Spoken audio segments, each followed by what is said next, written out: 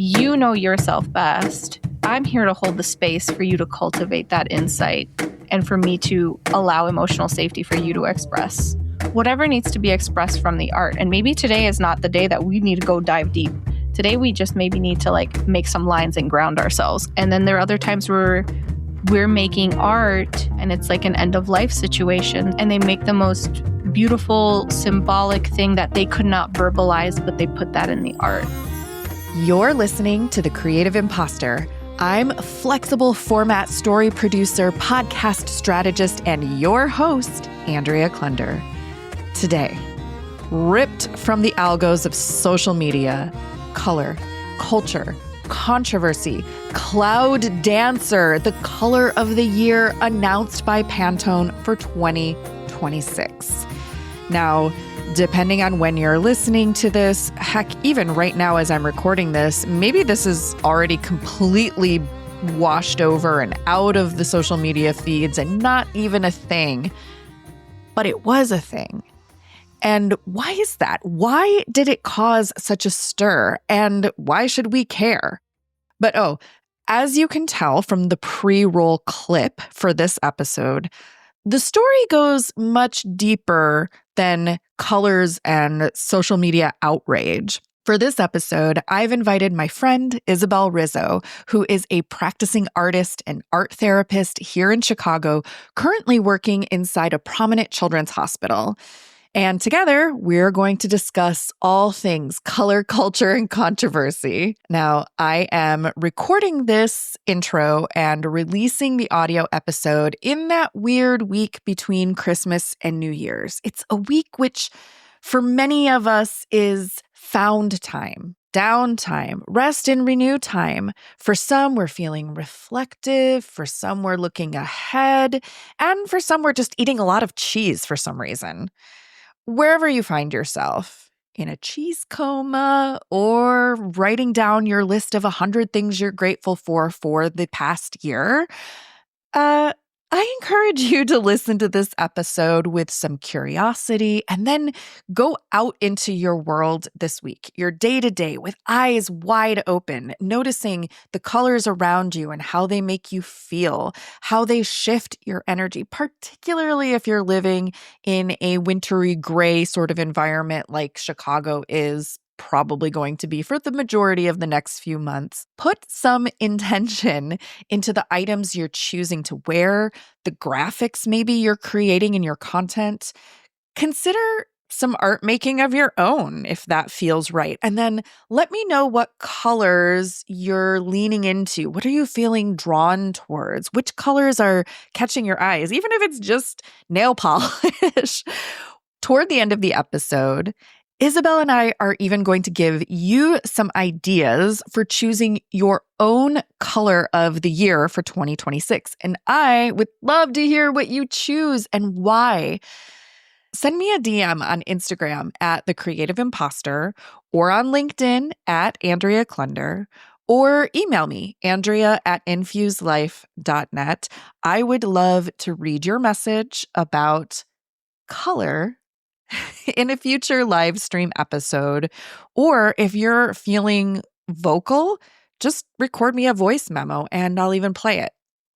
And yes, you heard correctly. The Creative Imposter is live streaming interviews and episodes on YouTube, LinkedIn, and Instagram on Thursdays in 2026. Our current series that we're getting into is When Your Art Becomes Your Job.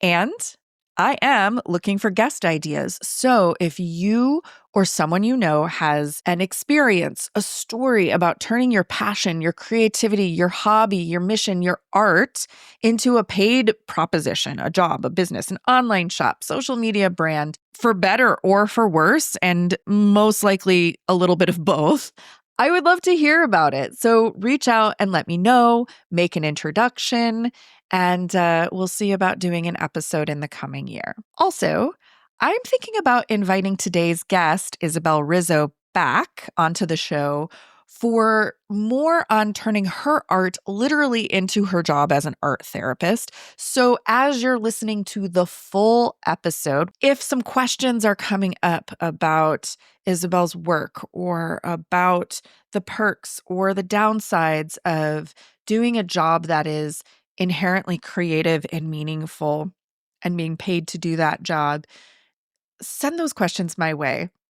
And we will see if we can get her back on the show and ask.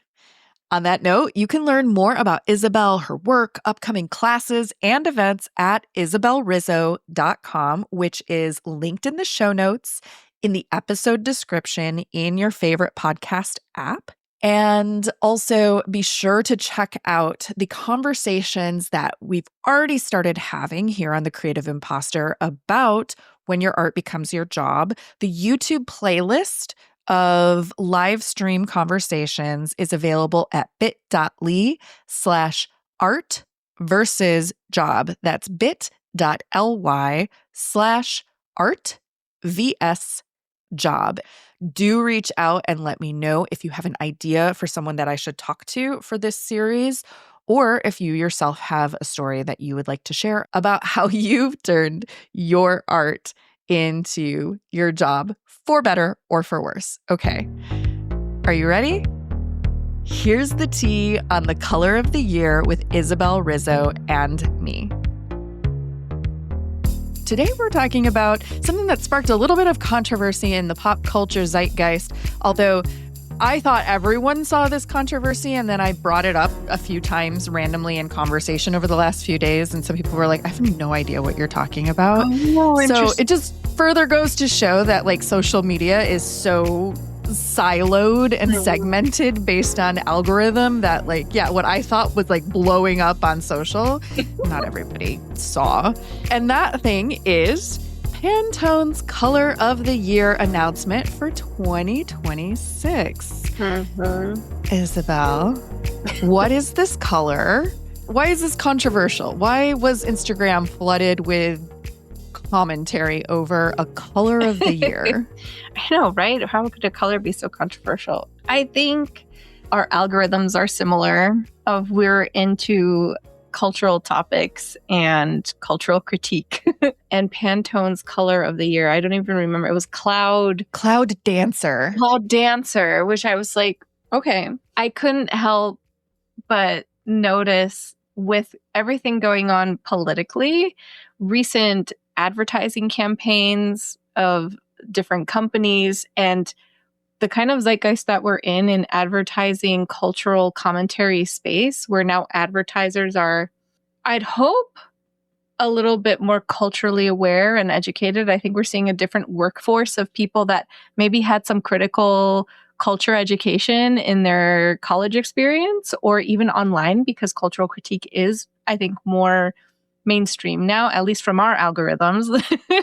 But seeing that Cloud Dancer, which is, I've seen lots of jokes about like Landlord White and the Landlord Special, yes. The Landlord Special.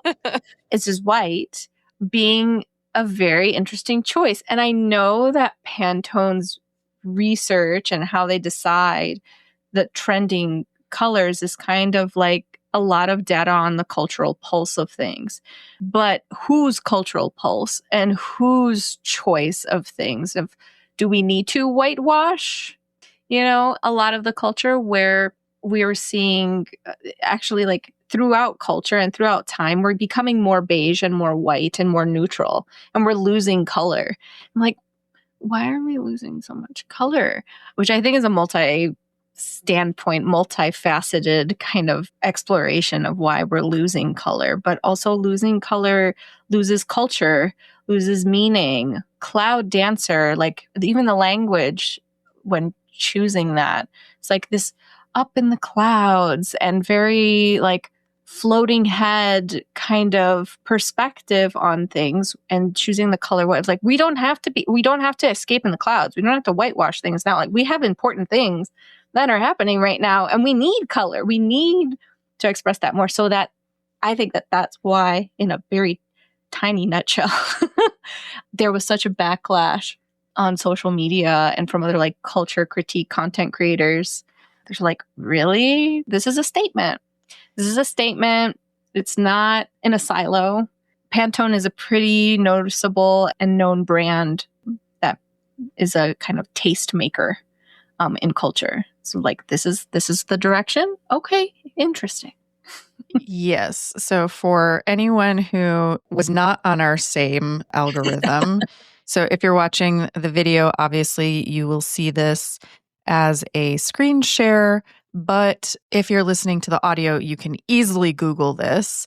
But the color of the year cloud dancer that we were talking of, this was the slightly off-white version with sort of the branded image of I'm going to say ethnically ambiguous woman with short hair, kind of in this white billowy pantsuit with her arms thrown back and her chest forward, looking out to the sky, the pale blue sky with white fluffy clouds and surrounded by white cementy type of architecture. The color of the year is just something that I have found fascinating, partly because, I don't know, I just am interested in color. It comes up in my Instagram. I like picking paint colors for spaces. So when I moved into my condo 3 years ago, I was obsessed with color palettes and various nuances of this orange versus this, what is technically a green behind me that I read more as blue, which might have something to do with eye stuff, but whatever. Last year, I thought it was funny when they chose this soft light brown that they called mocha mousse. And all the Instagram commentary was like, poop emoji? Like, this is the color that we're getting when we've been going through like stuff. And some people were like, oh, I guess poop. It's kind of appropriate for, 2025 and looking forward of what we have ahead of us. And so they went from brown to white. I wonder if gray will be next year. Right. All of these neutrals. A little color. Yeah, like these neutrals that I'm not. Yeah, it's very fascinating. Let me read what Pantone's, how they described it. Yes, the copy. A lofty white neutral whose aerated presence acts as a whisper of calm and peace in a noisy world. Pantone 11-4201 Cloud Dancer symbolizes a calming influence in a society rediscovering the value of quiet reflection. A billowy white imbued with serenity, it invites true relaxation and focus, allowing the mind to wander and creativity to breathe. In motion and in pause, Pantone Color of the Year 2026, Pantone 11-4201 Cloud Dancer drifts between light and ethereal. A living calm that invites renewal, vision in serenity, and creative release. Does this year feel calm and serene to you? That's coming, like, it feels aspirational at the level of goop. You know what I mean? It is a dream. And this is the other bit, right? Like, if we're thinking about the chaos and the things of the context of where we are, and certain classes may feel this more than others, who gets to do quiet reflection? Who has the privilege to dance among the clouds? Not everyone has access to see the clouds, to dance in the clouds, to even dance. It's reeking of tone deafness and non-class consciousness and whitewashing over everything that is happening. Some of the pushback on Instagram, some of my favorite descriptions or captions are, it's giving nothing or numbness or serenity. How about sterility? Yes. One of my favorites was visual tofu. I like a soft texture. Maybe that one's a bit softer. The aesthetic of control. Ooh. And somebody says, oh, the racists aren't even pretending anymore. And they talked of, it's not just the way that we perceive the meaning of white in terms of race, but also I was reading up a little bit on like the history of Because the Pantone color of the year isn't just about paint. That's the way I think of it, is like paint colors or graphic design colors and trends. But it also tends to dictate fashion choices, decor choices, set design for events and things that are happening in the upcoming year. And, thinking about the idea, and I can't remember which royal figure this was, but the idea of wearing white was sort of like a flex. Because if even now, I never wear white because I am a messy human and it will immediately have coffee or tea or ink or lip gloss or toothpaste, or there will be something. Yes. I do not have, white furniture. I do not have white floors. And by presenting with white clothing, especially if you think back in olden times when everything was very dusty and dirty and not quite as clean and clinical as it is now, it was a flex to say like, yes, I can wear white.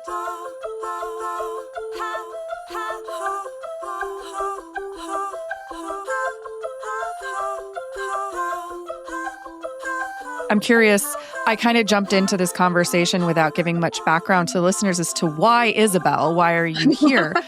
From your perspective, which you've kind of traversed many different roles, from technology to tarot and witchcraft to cultural identity and heritage to visual art to now your professional iteration as, according to your website, medical art psychotherapist and ethnographer, which is very fancy. But yeah, like how art plays into healing and wellness. And I'm kind of curious for you, like why is color in general so emotional? Yeah, there's even certain cultures that wearing white was symbolic of death, Yeah. Like, it's so culturally based, and Pantone being an American company and what's going on in America now is just so interesting. And I love that you mentioned like you're curating colors for your condo, and green being like, oh, this really great color, this green, blue kind of situation. The way our eyes evolved, green and blue were the first kind of comfort colors. And if you're doing research in graphic design and technology and like user experience, for Western culture and eyes, like blue is the color of trust, and they've done research on this for this particular culture. So that Pantone in a Western culture chooses white is just like, you can't not know what you did. And I think working in all the different facets that I've worked in, it's so culturally based, like where each person kind of carries their own culture with them, right? From their family culture to their internal dialogues with themselves to then what they're interfacing with online and digital culture online and what they're taking in. Like we're on the same algorithm. Not everybody else was. So what is that doing to our perceptions of culture? What are we seeing with colors that grab our attention versus not? Different ways we understand color growing up and what that means may be very different to another person. But if you're looking from like a maybe more global perspective on white as a color and what that symbolizes, but then you break it down a little bit more into like Western culture and what white means in Western culture, to make that choice in a not aware way is kind of like, we're all a little smarter than y'all think, It's just, at least the people that have been working towards, I know we run in similar circles of, we love multiculturalism. Yeah. We love the opportunity that multiple cultures, multiple languages, and multiple aesthetics can create together. And I'm all about syncretic thinking, like things that should be opposite actually coming together, like rituals and using different colors for those rituals. When I'm working with a patient or in a class and somebody develops their own symbols and their language and like their internal dialogue from the colors that mean something to them, that is so personal, but it is also influenced by the environment that you're in. Right? And then I also was seeing a lot of memes of people in response to Pantone saying like, no, we're choosing phthalo green, which I am a fan of. And I was like, yes, phthalo green. And it's like the people coming together to decide on a color and saying, we are wanting this. We're wanting nourishment and community. We're wanting to see more green spaces. We don't want sterility. Like we already have so much sterility is embedded in Western frameworks. And this is coming from somebody that works in a hospital. And I'm a fan of the medical system. I'm a fan of a lot of things in Western frameworks, but it's when it swings so much in the other direction that then we start getting problems. You know, like what happened to all the rest of the culture and the norms and the language and the joy that's here? Like white, sure, it could mean possibility. Like I love a blank canvas, but who decided a canvas should be white and not black? You know? Or gray. If we bring out pastel paper, we can maybe have even blue tones in there, you know? So it's like, who was the deciding person that this blank space means blank space, you know? Yeah. And then I also wonder, given that one of the dictionaries, I know each of the big dictionary companies chose their own word of the year, and it was different, like, from each one. But one of them chose, was it Merriam-Webster that chose rage bait as the word of the year? Oh, let's put side by side Pantone Cloud Dancer and then Merriam-Webster's rage bait. Oxford. It was Oxford who chose it for 2025. Yes, the word of the year by Oxford was rage bait. And so, you know, it is an intentional choice. Is there a part of that decision that is like, oh, this is gonna be controversial. Like this is going to get attention. I mean, I think like 2 years ago, it was some like benign color of peach. It was like peach fizz or something like that. And I was like, I'm not a fan. This is reminding me of like, I don't know, like the early 90s or something, late 80s, early 90s. But I didn't feel upset about it. I wasn't upset about peach.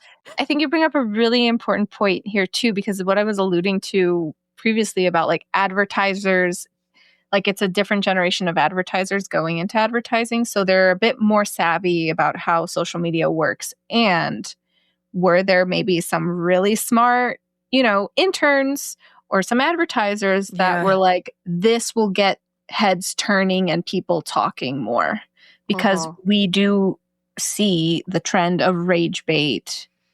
And that's what works in social media, like rage bait versus nuance, because, you know, like McLuhan medium is the message. It's like we're in sound bites. That's what will get people talking about Pantone. Like, was that intentional? And it's making us have a discussion about this now on your podcast, right? Yeah. When somebody chooses their own color of the year, so you said phthalo green, and I was trying to easily pull up a color swatch, but I was just getting pictures of like bright verdant green fields. That's what I was getting. Pretty much. I mean, it's like, it's spelled funny too. PTHALO. Oh, that's why, because I didn't spell it right. Oh.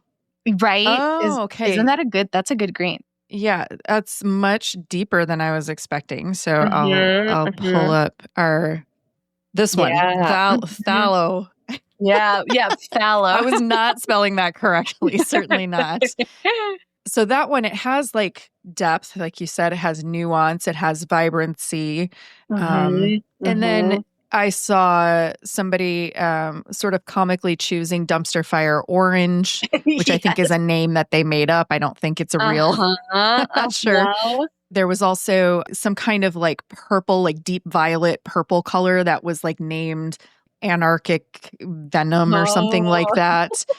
And so people are kind of like revolting against this Pantone and finding these really deep, rich, vibrant colors and saying like, coming out of all of the hardships of the past couple of years, like, don't we deserve a color like this? Some jewel tones? The reset is not neutral. The reset is like, give us something hopeful and vibrant to look for. Yeah. Yeah, I don't want to dance on the clouds in more sterile technology. As a biased person that loves technology, like we swung the other way.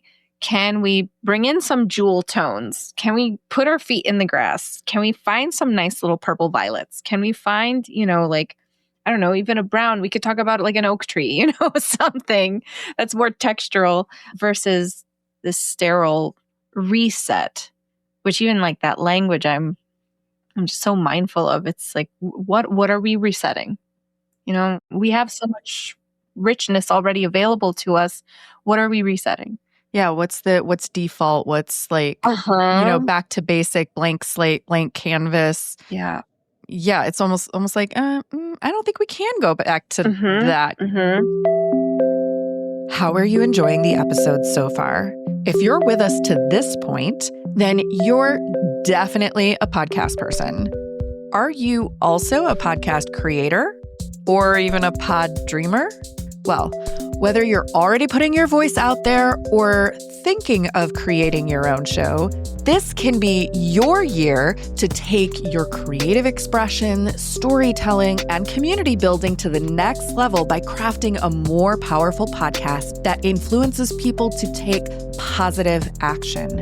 Over the next few weeks from the release of this episode, I'm offering a handful of free 30-minute consultations where we can discuss the strategic positioning of your existing podcast or the idea that's been tumbling around your mind. These sessions are ideal for you if you're serious about creating an influential podcast that makes the world a better place, i.e., a place we all want to live in. Leveraging your current show for even more results, or you've had a podcast on pause and you're ready for a fresh comeback. I have a handful of openings available. It's completely free, and it is not a sales call. I'm not even going to pitch you unless you ask me nicely. All you need to do is go to bit.ly/powerfulpod, choose your time, and fill out a short form. And after you complete that booking, I will review everything that you've shared with me and come to our session ready with ideas about your more powerful podcast. Once again, grab your spot at bit.ly/powerfulpod, linked for you in the show notes for this episode. Can you talk a little bit about the work that you're doing right now as an art psychotherapist? Yeah. So I'm in the hospital setting. So it's a little bit funny. It's like delivery service for art therapy. Like we'll go into patients' rooms. Of course, like we'll see, if there's a need and things like that. And then in a space that is very sterile, what kind of choice can we give, right? Like therapeutic choice in a space where there isn't maybe a lot of choice. And it's art material, it's art colors, it's different mediums and different things like that. And while we're art making, sometimes we're quiet and we're non-verbally processing being in the hospital with a brand new diagnosis or something very serious to like, oh, I'm a regular and I'm dealing with chronic illness. And okay, here is a familiar face and we can not talk about medicine or like here palpating me, but we can talk about like the emotional experience and the inner experience of being here and how can we positively cope through something that is sterile, but emotionally so not sterile, right? So I have my little art cart with me, and I have my 5 different floors in the hospital that I go through, and I see different patients from all ages, from like 4, sometimes all the way up to 25, different ages, and all different like high needs, crisis, mental health supports. And it's also really interesting to just see, as we're talking about like digital technologies, of how digital technologies and environments are not helpful and sometimes helpful for mental health, especially for adolescents right now. Like I remember growing up in, middle school and things like that. We didn't have the 24/7 panopticon made together. Sure. What is, I guess, good from being chronically online is I know the references and I know the things that we can talk about. And I'm like, oh, this subculture that you're a part of online, or oh, this meme or things like that. We can talk about things in a very different way. And then we can also use the art to process things in a different nonverbal way. And this is why I think I was so excited when you reached out to be like, let's talk about Pantone. Pantone and color is a nonverbal form of communication. Yeah. And nonverbal forms of communication can give you so much more information than you telling me something. And the art I mean, we say as like art therapists, like the art never lies. It's like, and I'm not right as an art therapist. I think a lot of people think, oh, you're coming in because my background with tarot and things like that. I'm like, I'm reading your art. And it's like, it's very different. It's like, you know yourself best. I'm here to hold the space for you to cultivate that insight and for me to allow emotional safety for you to express whatever needs to be expressed from the art. And maybe today is not the day that we need to go dive deep. Today, we just maybe need to like make some lines and ground ourselves because we've had a really crazy emergency procedure that was not planned. And then there are other times where we're making art and it's like an end of life situation. So they're exploring different things that they're processing and they make the most beautiful symbolic thing that they could not verbalize, but they put that in the art. So it's a very wide range of nonverbal and verbal holding space, attuning emotionally to what's going on. And honestly, sometimes it's even just a reprieve from, here's another strange grown-up coming into your room that's like, you don't have a choice for me to go away or not. I'm like, you can say no if you're not feeling and you had too many grown-ups in your room. And they're like, can you come back later? Yes. It's true. I mean, even as an adult, the few hospital experiences that I've had, you don't have choices about how bright the light is or who's coming in or when they're taking the test or, all those kinds of things. And so just what you said about the art and the color being an opportunity to have some bit of choice, have some bit of control. And, the stakes aren't super high. It's not like a life or death decision that you're making in that moment. You're choosing which color crayon to color with or, whatever it may be. Do you ever see themes? Like, are there with kids, are there like certain colors that are, these are the popular colors now? Or these are... No, I hear you. Yeah. It's so interesting. I've thought about a research study because there aren't that many for art therapy, but there are definitely some interesting themes. And then I'm like, oh, how is this related to maybe zeitgeist stuff that kids are taking in online that maybe are not developmentally appropriate for them to take in right now? Where there was a study about like shadow figures and psychosis for kids between 9 to 13 and that they would all draw this similar kind of like shadowy figure. And it was like a cross-cultural study. And I was like, why aren't we looking more into this? Like, this is very fascinating.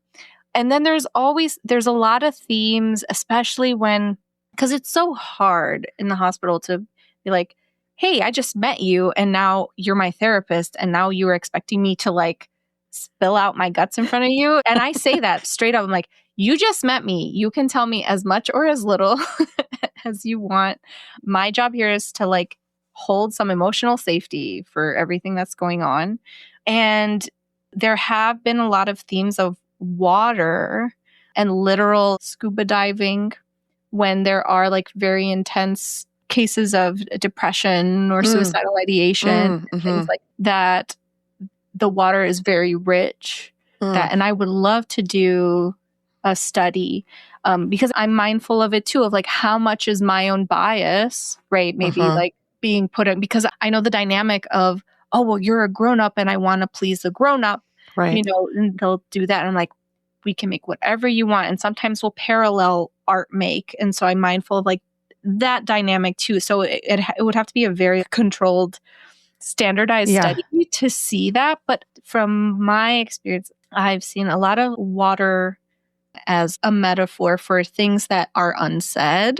Okay. There was a particular case where it was an end of life situation and they made a beautiful piece of art using collage and art making. And they talked about, as they were also losing vision, but they said that it felt like a tentacle in their eye. So we kind of use that as a jumping off point, like the shadow of a tentacle. Yeah. And we like to do also like a body map. So a figure of a person and be like, oh, for dealing with chronic pain and things like that. Like, is there a color or something that represents that? And they cut out part of the figure and they wrapped this giant tentacle around the body. They also like put all these sea creatures that were like pulling them down. And there was also like a little flower crown in the collage and they put the flower crown on the top, which was very beautiful and very colorful and bright. But all these other colors were very blue and dark. And then they put like the skeleton of a fish on their knees. And it was just like, it was beautiful. This patient, it was the last session that we had before they passed away. And as you're in the ICU and being in the hospital, you have tubes and things all, on your body. But there was one point where they pulled out all of the tubes. And as therapists, we were like, they're fighting this octopus. They're fighting, that last thing, because that was the last moment we had with them. But that was that last piece of art that they shared with us. So there was a lot of sea creature and underwater symbolism and colors that come up with a lot of kids when things are too intense for words for a lot of patients. And that's been a theme, definitely, that has come up with a lot of the patients I see.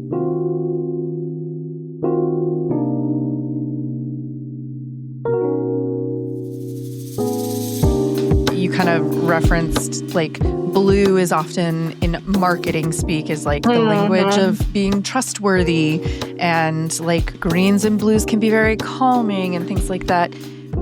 Do you think that colors inherently carry emotional resonance on their own in and of themselves, or is it more cultural or personal? I think that's a really good question of, right, like environment versus genetics. Yeah. Like I've read, because, like my brand colors are kind of a medium blue that has some green in it. Well, you can see it if you're looking at the screen because that's what color our name tags are. That's my blue. Yeah. 1E97BF is the color code. And then the accent color that I often use is sort of a very bright orange because I wanted it to have some energy to balance out that calm steadiness of the blue. And I hear like sometimes orange can be associated with creativity. But I'm just wondering, like, what is it the inherent nature of the color that creates meaning, or is it cultural context that creates meaning? I think it's both. But I also lean a little bit more on like evolutionary psychology, where it's like first thing that we're seeing is the blue out of the water and the sky, cloud dancer aside. Yeah. But then also we have the most receptors for green in our eyes. Okay. So there's definitely something to that, like physiologically with green. If you've had a very bad experience with, I don't know, out in the field, or you had a really bad art teacher that said, oh, this green is this, and it's such a strong reaction that's locked in, then probably be like, green is the least relaxing color. Because I'm an herbalist too, and a lot of people say, oh, for aromatherapy, like lavender's the relax, and it's like, yes, there are actually like really great studies on lavender. And also, what if something really bad happened with that person and they had lavender in the room, or a lavender allergy, or culturally that lavender meant something else and actually this is the relaxing thing. So I think there's also like this connection with the limbic system, and then especially smell, and that's why perfumery is a whole industry, right? Yeah. It can take you back to a certain memory right away. And I think this is why it's so interesting and why I think I'm going back to the Pantone of what is this universal white canvas? What is this universal reset? And I'm all about collectivism. And also, like, every individual experience is so different with that. And that the only thing that I can find that is universal kind of is like physiologically. But even we have people that are colorblind, people with synesthesia, and how they perceive the world. And I think that including those perspectives is important. And again, personal experience for things. We love a standardized research trial of aromatherapy, and I love lavender. Will we try it? Sure. Will we give informed consent around it and give some psychoeducation about? Absolutely.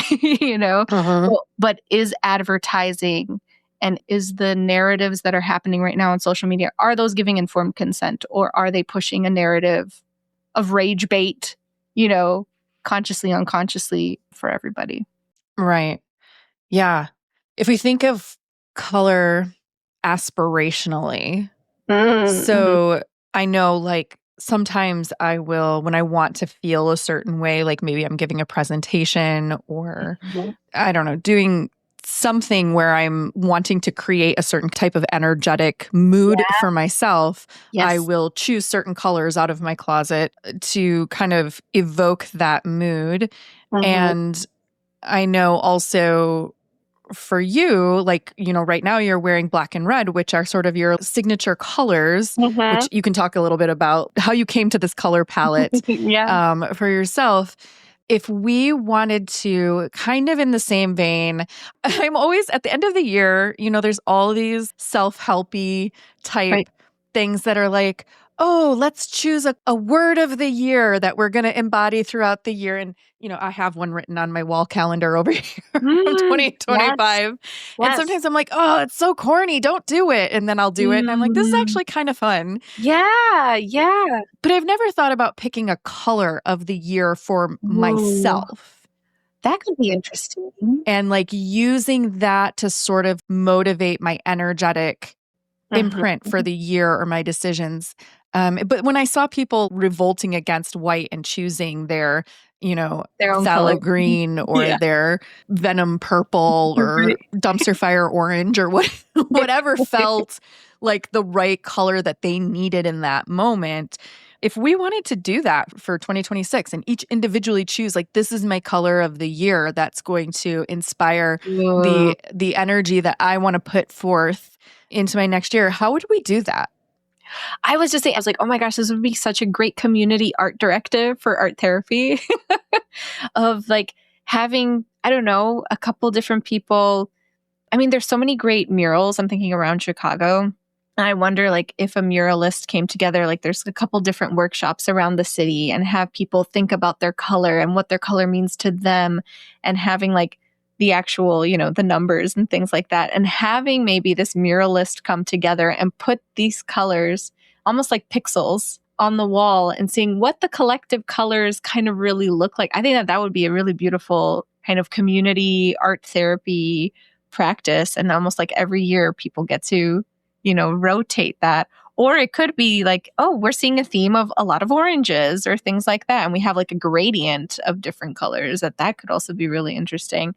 That would be a great, more community activation and less so like here's top-down trend making to here's bottom-up culture making and community making, which I know we've talked about before at our last brunch about like how can we cultivate more community. And I keep thinking of, I mean, therapy and community therapy and art therapy in more community settings, which is why I do workshops and lectures to kind of expand therapeutic services and also psychoeducation in accessible ways, but also like trying to cultivate community in tiny, sustainable ways. Yeah.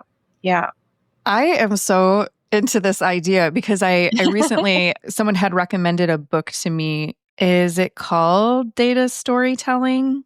I think so. I think you've told me about this book. Yes. Yes. And I never thought I would get excited about charts and graphs. And this book made me excited about charts and graphs because she connected the concept of taking data and then creating a visual representation of it that has meaning.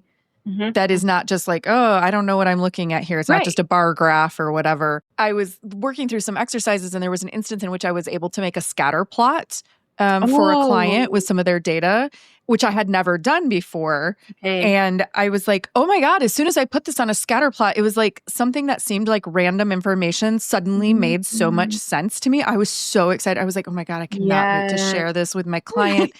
And I just was thinking of this idea of having this visual representation of each person who's part of this community activation, choosing a color and kind of grouping them to see like where are all the gradients of orange and blue and seeing like how that would change throughout. Is this just always an orange community or this year felt particularly red and orange and yellow, whereas next year felt very like blue and green, or how does that change over time? I have no idea how you would actually implement something like that, especially the overtime piece. But I am so obsessed with this because I would be really curious to see not what does this corporate marketing sort of taste making agency decide is the vibe for the community, but what does the community decide is the vibe? I'm obsessed with this visual. No, I think this is something I've been thinking a lot, because also like when I'm thinking of therapeutic interventions, and this is something I've known, but I didn't have language for it until I became a therapist, was top-down processing versus bottom-up processing. Yeah. And it's like, oh, okay, wait, there's literature on this. But bottom-up processing is like you're starting with the body and with movement, then you get to the emotion, and then you get to like naming the emotion, and then you get to the cognitive and symbolic metaphor, which I love to live in. So I think we're in a very top-down kind of processing society, and why I brought up like the taste making of like cognitive symbolic. But wait, you didn't let us feel anything, and you didn't give us instructions. And wait, what are we moving towards, and what are we sensorially feeling with white? You're not even feeling anything. You're feeling a cloud. You can't walk on a cloud. You can't feel a cloud, you know? What are we feeling? But when you were talking about that purple, when I was talking about that green, it's like we immediately felt like, okay, grass or, you know, flowers or something like that felt in my body versus a cloud. I was like, I can't feel you. Yeah, the tangibility of it, the bottom up of it all. Do you have a sense of like, if you were to pick a color for 2026, what would you gravitate towards? I was thinking of like, oh, phthalo green. But then if I'm really feeling into it in my body, I'm feeling like a red, which is like, I'm going to be talking more about my stuff, what I'm going through. But, you know, I mean, and to kind of go back to what you were talking about with like choosing colors for wardrobe and things like that. When I first started painting, my first painting ended up being black, white, and red for I don't know what reason. We're just intuitively making. And then as I was researching more, and then also I have a lot of like Romanian folk textiles and things around my house, and those are also red, white, and black, or red and black.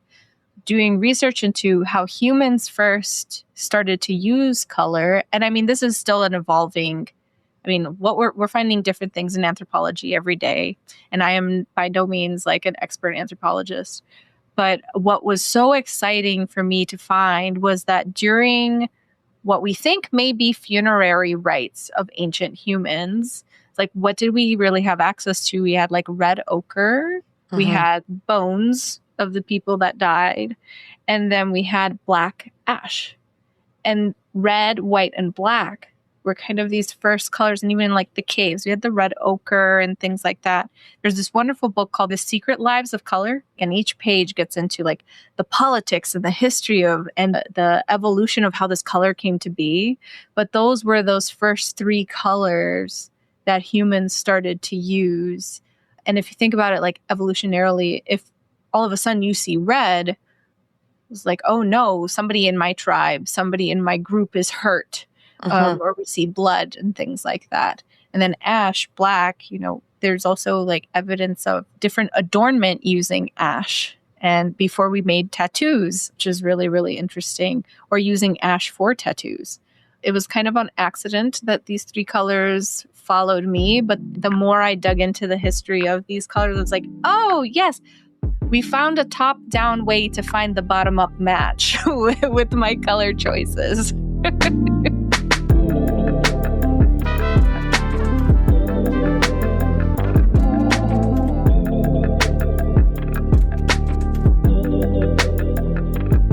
I think I might kind of meditate on that, or pull out my watercolor palette that I haven't pulled out in a long while and just kind of see what colors pop up. I was really digging that green, and I don't think it's that, but the depth of it, it's almost like I really want something that's vibrant and has energy, but it's grounded. Yeah. But I want something that's a little bit aspirational. Yeah. I think, yes, that's why I'm drawn to that phthalo green, because it feels powerful and round, but also sensorially grounded, but it has a power to it, which is nice. So for our audience, tell us, like, what are you thinking around if you were to choose a color for 2026 for yourself? What might that be? How would you go about choosing that color?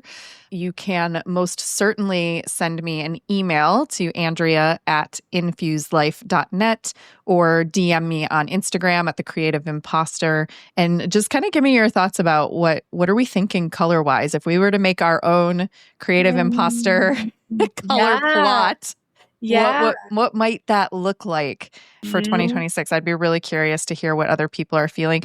Maybe you love the idea of Cloud Dancer and maybe the whiteness of it. I'm sorry. I'm trying to not be judgmental, but my face just now was really judgmental. We had the face with the subtitles. Yes.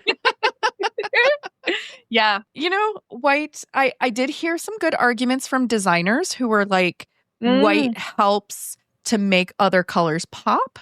So it's not an unused color in design, right? Like it can have its benefits, and sometimes it can play nicely with other things. And, you know, I have this beautiful color on my wall and all my trim is white, and it definitely makes it pop in a certain way. So I can't help but think of like outer space and the blackness of it all, the vastness of it. And then there's little pops of white and the reverseness of it. But that white does make it illuminates other things, which is interesting. Yeah. So maybe we're just illuminating the other colors. We're holding space for the other colors. Yeah. Okay. I like this conclusion. Of course, Isabelle's website is Isabelle Rizo. That's 2 L's, 1 Z.com. And if you are listening to the audio of this after the fact, the link will be in the show notes and the episode description in your app. Isabelle, is there anything that is coming to your mind right now that you wanted to share? I think for anyone that may be interested more on brain things and art, I have this fantastic book that I've gifted it to lots of colleagues. So it's one of those books you have to buy again for yourself. Your Brain on Art, How the Arts Transform Us is a really, really good one. Who's the author? Susan Magsamen and Ivy Ross. But for, I think, anybody that is curious on more like the neuroscience of how we respond to art making, not just like painting and coloring and sculpting, but also music and how important the arts are, I think is a really, really good one, because it is hard to choose or say, is it our environment and the culture that has us with our preferences for different colors, or is there something like neurobiologically already in us that has us have our preferences? And I think it's a little bit of both. I love it.